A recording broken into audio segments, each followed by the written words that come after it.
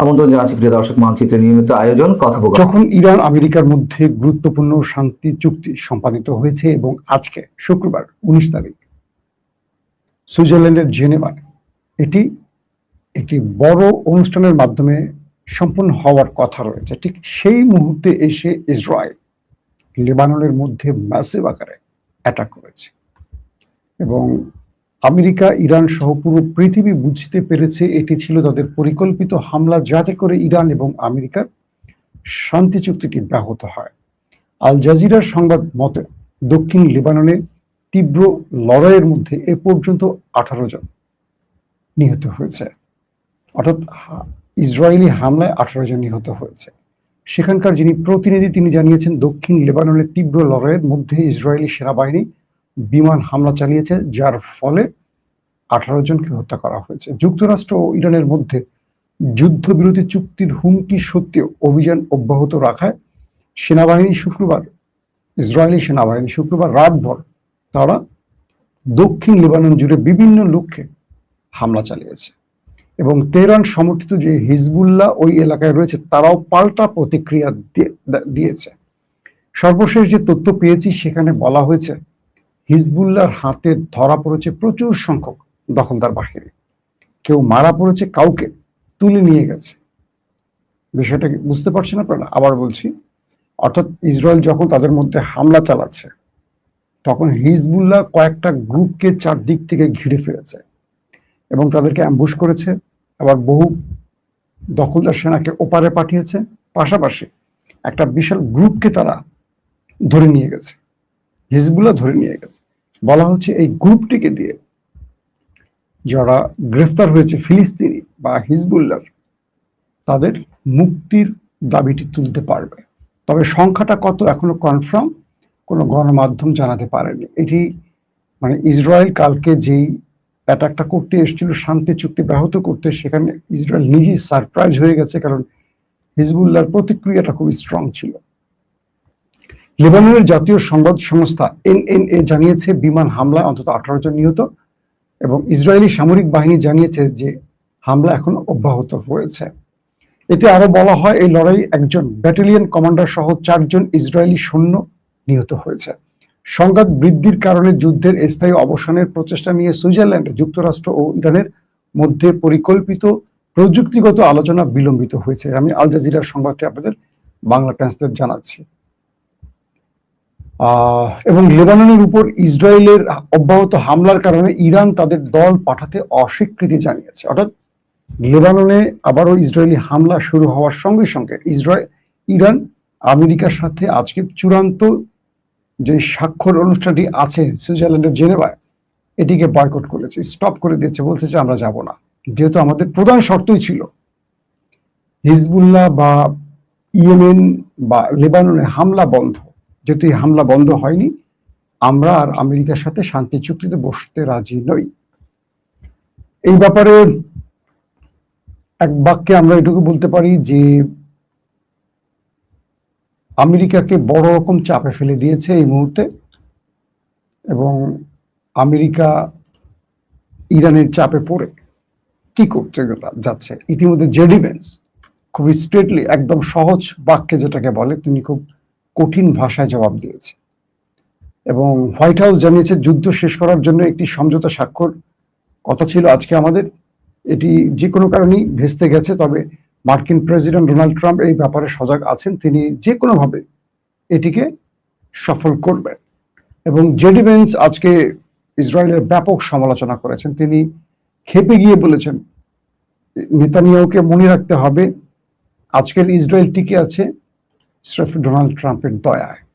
কি বলছে JD veins? তিনি বলছেন পৃথিবী সবাই জানে, কিন্তু নেতানিয়াহু কি জানেন না তিনি কার ভরসায় টিকে আছেন, কিভাবে টিকে আছেন? জেডি ভেন্স কিন্তু ইসরায়েল পন্থী নন। এর আগে যারা আলোচক ছিলেন আপনাদের মনে আছে, জারেড কুশনার এবং মার্ক রুবিও, আরো কয়েকজন, তারা ইসরায়েল পন্থী। কিন্তু আমাদের যে জেডি ভেন্স, তাকে বলা হয় ইসরায়েল বিরোধী একজন মনোভাবের লোক। তিনি মূলত যাবার কথা ছিল জেনেভাতে, সেটি ভেস্তে গেছে। এখন প্রশ্ন করবেন যে তার মানে কি শান্তি চুক্তি ভেঙে গেছে? না, শান্তি চুক্তি ভাঙেনি, ইরান আমেরিকার উপর চাপ তৈরি করেছে ইসরায়েলকে থামাবার জন্য। যদি ইসরায়েল না থামে সেক্ষেত্রে ইরান যে কোনো সময় আবার ইসরায়েলে অ্যাটাক করবে, এই ঘোষণাটি চলে এসছে। অর্থাৎ শান্তি চুক্তিটি যদি এমন হয় যে আমেরিকা ইরানের মধ্যে সম্পাদিত, এখানে ইসরায়েলের কোনো হাত নেই, তাহলে ইরান অবলীলায় ইসরায়েল অ্যাটাক করতে পারবে। তো ইরান বলছে যদি আমাদের কথা না শোনে বা শেষ পর্যন্ত আমেরিকা তাদেরকে ঠান্ডা করতে না পারে, তাহলে আমাদের নেক্সট টার্গেট হবে ইসরায়েলকে টার্গেট করা। সেই হিসাবে প্রস্তুতি সম্পন্ন করছে ইরান। ইরানের মিসাইলগুলো এখন প্রস্তুত আছে সেই অঞ্চলে।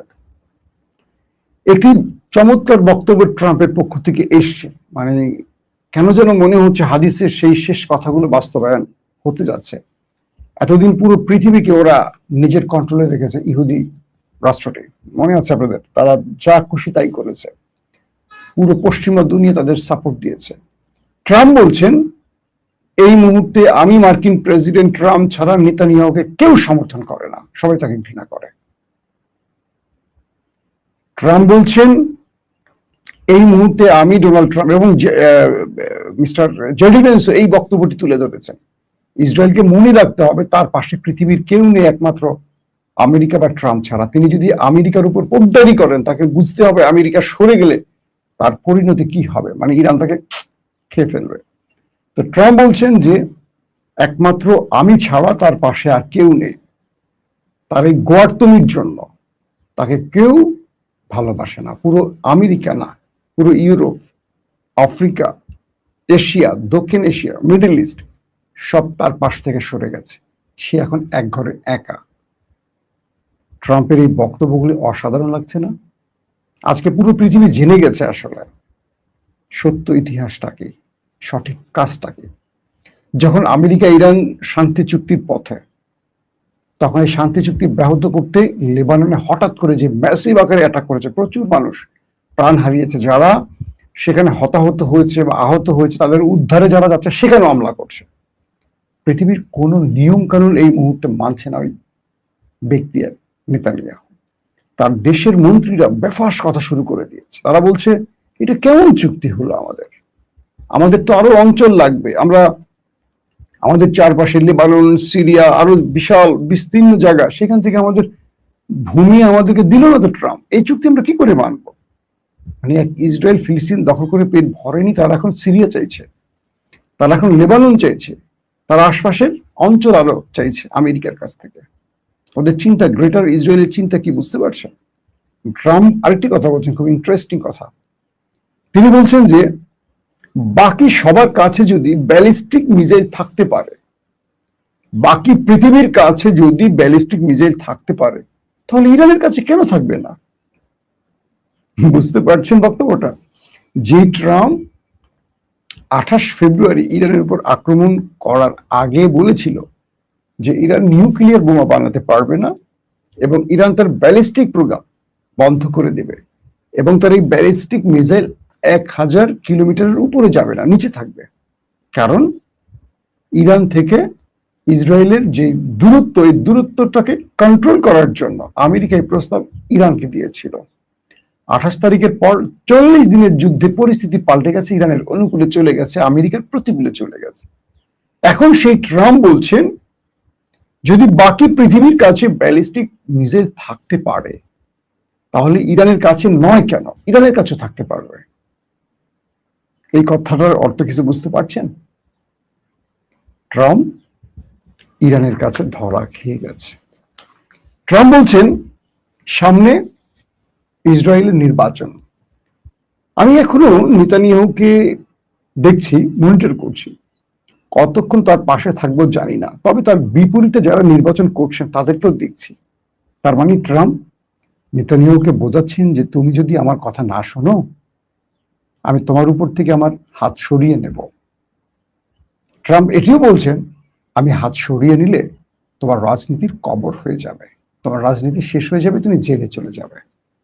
অর্থাৎ লড়াইটা এখন শুরু হয়ে গেছে ইসরায়েল ভার্সেস আমেরিকা। ট্রাম্প বহু কষ্টে ইরানকে রাজি করিয়েছে, পাকিস্তানের হাত ধরে, কাতারের হাত ধরে, তুরস্ক, মিশরের হাত ধরে, কারণ তিনি বেকায়দায় পড়ে গেছেন এই যুদ্ধে। আমেরিকা ইরানের সব শর্ত মেনে, আমেরিকা কল্পনা করেন নাম্বার 1 পরাশক্তি, ইরানের সব শর্ত মেনে নিয়ে যুদ্ধবিরতি ঘটিয়েছে আমেরিকা নিজের ইচ্ছা। সেখানে ইসরায়েল এখন বারবার সেখানে অ্যাটাক করছে। আজকে সুইজারল্যান্ডে আলোচিত সেই দুই দেশের শান্তি চুক্তির ফাইনাল ডে, আজকেই অ্যাটাক। এবং ইরান কাঙ্ক্ষিতভাবে তার আরেক চাল দিয়ে দিল, কি আলোচনা হবে না, ইরানে কেউ যাচ্ছে না, এবং জেডি ভেন্সও যায়নি, বাধ্য হয়ে যেত ইরান যায়নি, সে কি করবে গিয়ে। এখন ট্রাম্প নেতানিয়াহুর উপর ব্যাপক চাপ তৈরি করছেন যে নেতানিয়াহু, তুমি যদি আমার কথা না শোনো, তোমার কপালে দুঃখ আছে, তোমার সাথে কি করতে হয় সেটা আমরা জানি। এবং সবচেয়ে ইন্টারেস্টিং যে ব্যাপারটি হচ্ছে, নেতানিয়াহু নিজের দেশে এবং বিদেশে সবচেয়ে বেশি চাপে আছে। তার এক গ্রুপ মন্ত্রীরা বলছে যে তুমি আমেরিকার পাচার বা এটা হয় নাকি, এটা স্বাধীন রাষ্ট্র। আবার নেতানিয়াহুকে আমেরিকা চাপ দিচ্ছে, এই তুই কিসের স্বাধীন রাষ্ট্র, তোকে তো বাঁচায় রাখছি আমি। নেতানিয়াহুর বা ইসরায়েলকে স্মরণ করে দিচ্ছে আমেরিকা যে আমি যদি তোমার পাশ থেকে সরে যাই, তোমাকে চেপ দিয়ে মেরে ফেলবে তালা পোকার মতো। আমি আছি বলে তুমি এখনো বেঁচে আছো, আমি আছি বলে তোমার দেশ টিকে আছে। ইরান তোমাকে একদম পিঁপড়ার মতো টিপে মেরে ফেলবে। তুমি বুঝতে পারছো তোমার পাশে পৃথিবীর কেউ নেই একমাত্র আমেরিকা ছাড়া, তুমি সেই আমেরিকার কথা শুনবা না। মানে বিষয়টা কি হয়ে গেছে বুঝতে পারছেন। পাশাপাশি ধরেন ইরানের ভেতর থেকে যে দুর্দান্ত খেলাগুলো আসছে, ইরান বলছে আমরা মনিটর করব, দেখব, কিন্তু যে কোনো সময় যদি এই আক্রমণ অব্যাহত থাকে, ইরান যে কোনো সময় যুদ্ধে জড়িয়ে যাবে। এখন আমেরিকা ভয় পাচ্ছে এখানে যে ইরান যদি মিসাইল অ্যাটাক শুরু করে দেয়, তাহলে এটা থামাবে কি করে। ইরানের মিসাইলগুলো এখন প্রস্তুত হয়ে আছে। বলা হচ্ছে আক্রমণটা এত তীব্রতার সাথে লেবাননে করছে যেন ইরান জড়িয়ে পড়ে। এটা ইরান ইসরায়েল চাচ্ছে, ইরান জড়িয়ে পড়লে আবার ইরান ইসরায়েল লড়াইটা শুরু হবে। তার মানে শান্তি চুক্তিটি ব্যাহত হবে, আমেরিকা বাধ্য হয়ে আবার আসবে। কেন আসবে? ডোনাল্ড ট্রাম্পের ওই টুনটুনির খবর আবার নেতানিয়াহুর দেশের মোসাদের হাতে আছে, অ্যারেস্টিং ফাইল। জানেন তো, বাংলাদেশের রাজনীতিবিদদের টুনটুনির খবর যেমন রয়ের হাতে থাকে, ধরেন আমাদের দেশের অনেক এমপি মন্ত্রীরা দেশপ্রেমিক, কিন্তু তাদের একটা দোষ আছে, আলুর দোষ, টুনটুনির দোষ। এরা করে কি, এই টুনটুনি নিয়ে বিভিন্ন জায়গায় হানি ট্র্যাপে পড়ে যায়। এই হানি ট্র্যাপ তৈরি করে। আমি খুব মজার একটা খবর আপনাকে দিই। ইউনূস সরকারের আমলে, তখন তো আমাকে ঢাকাতে একাধিক জায়গায় আমাদের বিভিন্ন কারণে মিটিং করতে হতো, আমাদের উপদেষ্টাদের সাথে একটা নতুন রাষ্ট্র গঠনের অনেক রকম প্ল্যান থাকে। তো একটি বেসরকারি মানে 5 তারকা হোটেলে প্রায় যেতে হতো আমাদের মিটিং এর জন্য। তো আমি সবসময় মাস্ক পরে যেতাম, এবং আমি আমার গাড়িটা কখনো নির্দিষ্ট একটি জায়গায় পার্কিং করতাম না, বিভিন্ন সময় বিভিন্ন জায়গায় করতাম। এবং আমার ড্রাইভারকে বলতাম আমার গাড়ির গ্লাসটা কালো লাগানো, তো আমি বলতাম যে তুমি গাড়ি থেকে বেরোবা না, যেন কেউ তোমার সাথে কথা বলতে না পারে, ছবি তুলতে না পারে। একটি হোটেলে বসে আমরা মিটিং করছি, আমার সাথে আমাদের কিছু লন্ডনের প্রবাসী বন্ধুরা আছেন যারা এখন সরকারের বড় বড় উপদেষ্টা, তারাও ছিলেন। তো আমি বসার আগে হঠাৎ করে একজন কিউট মেয়ে, মোটামুটি একদম মানে আধুনিক পোশাক পরা, শীতের মধ্যে খোলামেলা পোশাক পরা, শীত তখন, আমাকে এসে একদম নাম সম্বোধন করে ইংরেজিতে আমার সাথে কথা বলা শুরু করছে, আমার সাথে খুব আন্তরিক। সে আবার বলছে সে বাঙালি, এই সেই। তা আমার হাত ধরে আমি আর হাত আগাই নাই। আমি বললাম যে জি, কি চাই আপনার, আমার কাছ থেকে কি চাই, আপনার সাথে পরিচিত হতে। তাই বললাম যে আমার আসলে এই মুহূর্তে আপনার সাথে পরিচয় হওয়ার ইচ্ছা নাই, তা আপনার সেল নাম্বারটা পেতে পারি? আমি বললাম যে সরি, আমি আপনাকে চিনতে পারছি না, আমি অন্য একটা প্রোগ্রামে আসছি, প্রোগ্রাম শেষ করি, পরে আপনার সাথে আমি সুযোগ পেলে কথা বলবো। বিশেষ করে আমি সেই মিটিংটা শেষ করে যখন বেরোচ্ছি, ওই মেয়েটা ওখানে বসেছিল, আবার দৌড়ে আসছে আমার কাছে, স্যার স্যার একটু কথা বলতে চাই। জি বলেন। তো যখন মেয়েটা আমার সাথে কথা বলতে যাচ্ছে, পাশ থেকে মোবাইলে অন্য দুজন লোক, একটু কড়া টাইপের মোষ লাগানো, তারা মোবাইলটা নাড়াচাড়া করছে, কিন্তু এইভাবে তুলছে এরকম না, মোবাইল মুভ করছে।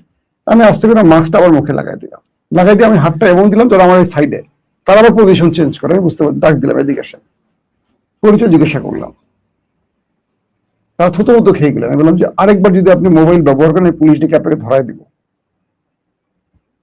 ওনারা ওখান থেকে চলে গেল। তাই মেয়েটাকে বললাম আপনার উদ্দেশ্য সফল হবে না। কারণ সরি, আমার কোনো উদ্দেশ্য ছিল না, আপনি এদের সাথে আমার কোনো সংশ্লিষ্টতা নেই, ব্লা ব্লা ব্লা। এরকম আমাদের সাথে অনেক হয়েছে। তো আমরা একটা জিনিস চিন্তা করতাম সবসময় যে আমাদেরকে ট্র্যাপে ফেলতে অনেক রকম শত্রু কাজ করবে। আমরা তো রাষ্ট্রের খুব ক্ষুদ্র পার্ট, খুব খুব ক্ষুদ্র পার্ট। যারা বৃহৎ পার্ট, যারা রাষ্ট্রকে কন্ট্রোল করবেন, যারা বড় বড় দফতরে বসবেন, তাদের পিছনে কত এরকম নারীরা আছে বুঝতে পারছেন? আমি মাঝে মাঝে ইলিয়াসকে বলতাম যে তুমি আমেরিকা থেকে খুব সাবধানে থাকবা, যে তোমার পিছনে কিন্তু এরকম লাগবে। তো আমাদের এই কিউট কিউট আপুরা হানি ট্র্যাপে ফেলে দেন আমাদের রাষ্ট্রের গুরুত্বপূর্ণ ব্যক্তিদের, এবং তারপরে এই হানি ট্র্যাপ দিয়ে তাদেরকে কন্ট্রোল করেন এই নারী দিয়ে, এবং এমন ভাবে কন্ট্রোল করা হয়, ওরা ওই সামাজিকতার মানে লজ্জার ভয়ে ওই যা চায় তাই হয়। তো রয়ের বাংলাদেশের মূল এজেন্ট এখন হানি ট্র্যাপ। অনেক কিউট কিউট মেয়ে, আপনারা দেখে চোখ সরাতে পারবেন না যে গেট আপে তারা চলবে, সেই দামি দামি হোটেলে গিয়ে বসে থাকবে আপনাদের সাথে একটু পরিচয়ের জন্য। ওইরকম মেয়ে দেখবেন আর ভাববেন আর আমার ঘরে বলতে সুন্দর না, এ তো অনেক সুন্দর। তো এই হানি ট্র্যাপের খেলা ইরানও ভালো খেলে, কিন্তু ইরান তার দেশের মধ্যে যারা মোসাদের হয়ে কাজ করছে এরা ম্যাক্সিমাম অভাবের কারণে হয়েছে। আবার ইরানে ইসরায়েল অনেক কিউট ইসরায়েলিকে পাঠিয়ে মুসলিম বানিয়ে তাদের মধ্যে তাদের ধর্মানুরাগী বানিয়ে শিয়া বানিয়ে ছেড়ে দিয়েছে এই এজেন্টদেরকে মোসাদ, যার কারণে ইরান প্রথম কয়েক দফার যুদ্ধে বড় রকম ক্ষতিগ্রস্ত হয়েছে। ইরানের বড় বড় আর্মি অফিসারদের বউদের সাথে মিশে গেছে ইসরায়েলের গুপ্তচররা, মুসলিম হয়েছে, তারা শিয়া হয়েছে, তাদের সাথে কোরআন পড়তেছে, প্র্যাকটিস করছে, কিন্তু ভিতরে ভিতরে তাদের সব খবর নিচ্ছে তারা কখন কোথায় থাকে। তো মূল বিষয়টা হলো যে আমরা যদি নিজেরা সতর্ক না হই, আমাদের চরিত্র যদি অধপতন হয়ে যায়, তখন এই রাষ্ট্র আমাদের কাছে নিরাপদ নয়। আপনি চুরি করেন, চুরির একরকম শাস্তি, কিন্তু যখন আপনি নারীর কাছে আটকে যাবেন, তখন আপনাকে ওখান থেকে কেউ আর বের করে আনতে পারবে না, কারণ মানুষ সবচেয়ে বড় পায় তার ক্যারেক্টারের অ্যাসাসিনেশন। আমাকে যদি কেউ বলে যে আমি টাকা আত্মসাৎ করছি একরকম, যদি কেউ বলে যে আমার চরিত্র খারাপ বা আমার পরনারীর সাথে আসক্ত বা এরকম একটা ফুটেজ আছে বা এই সেই আছে, আমাকে দিয়ে সব করাতে পারবে সবাই। তো এই পরিস্থিতি ট্রাম্পে পড়ে গেছেন। বলা হচ্ছে যে ট্রাম্প এই অ্যারেস্টের যে ফাইলের বিষয়টি আছে, মামলা চলছে আমেরিকার, এটার মূল খেলা হলো ইসরায়েলের হাতে। মোসাদ মার্কিন সমস্ত বড় বড় কর্মকর্তাদেরকে নেপথ্যে এরকম বড় বড় ক্রাইমে ফেলে দেয়, এবং সেখানে ইসরায়েলি বড় বড় ব্যবসায়ীরা তাদের সাথে খেলে থাকে, ঘোরে ফিরে বন্ধুত্ব করে। এরাই মূলত মোসাদের এজেন্ট হয়ে কাজ করে, এরাই সেই তথ্য ভিডিওগুলো তাদের হাতে রাখে। ট্রাম্পের মূল একটি জায়গায় ভয়, এখন যদি ইসরায়েল প্রমাণ করে দেয় তাদের কাছে যে ফুটেজ অ্যাপস্টিন ফাইল যেটাই চলছে ডোনাল্ড ট্রাম্পের বিরুদ্ধে মামলা মার্কিন আদালতে, এটার মূল তথ্য উপাত্ত কিন্তু ইসরায়েলের হাতে আছে। অর্থাৎ ইসরায়েলের কাছে কারোর কাছে ট্রাম্পের একটি নালী ঘটিত বিষয় আটকে গেছে। আবার ইসরায়েল এইটি দিয়েই আমেরিকাকে পুরো ব্যবহার করছে, একটা রাষ্ট্রকে ব্যবহার করছে এই ছোট্ট দেশটি। বাংলাদেশে যারা রাজনীতি করে তাদেরকে বলবো খুব সতর্ক থাকবেন, আর নারীদের ব্যাপারে সর্বোচ্চ সতর্ক থাকবেন। নারীরা হলো নাম্বার ওয়ান ছলনাময়। নিজের ঘরের বউ যেমনই থাকুক তার প্রতি নজর রাখেন, ভালো না লাগলে একাধিক বিয়ে করেন, সুন্দর নারী ভালো লাগছে বিয়ে করেন, বিয়েটা জায়েজ, এটা ভালো কাজ, কিন্তু ওই যে একটু ফ্রি খাইতে গিয়ে রাষ্ট্রটাকে বিক্রি করে দিয়েন না। প্রত্যেকে ভালো থাকবেন।